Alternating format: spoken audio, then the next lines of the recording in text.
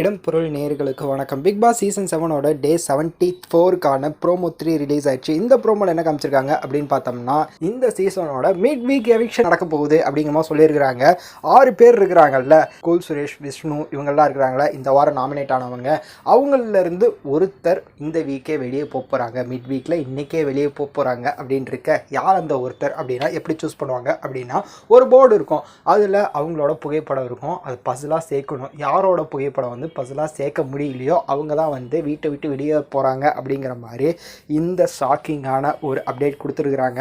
So wait பண்ணி பார்க்கலாம்ப்பா. இன்றைக்கே வெளியே போகிற அந்த மிட் வீக் எவிக்ஷனில் வெளியே போகிற அவர் யார் அப்படிங்கிறத எனக்கு தெரிஞ்சு கூல் சுரேஷ் வெளியே போகலாம் அப்படிங்கிறது தான். ஏன்னா அவர் ஆல்ரெடி வெளியே போகிறேன்னு சொல்லிக்கிட்டே இருக்கிறாரு. அவர் சொன்னது அவ்வளோ அதிகமாக இருக்குது. அவரை உள்ளே வச்சுக்கிட்டு தேவையில்லாது தான் அவர் வெளியே போகிறது நல்லது தான் அப்படின்னு நான் நினைக்கிறேன். உங்களோட தான் என்ன அப்படிங்கிறத கமெண்ட்டில் சொல்லுங்கள்.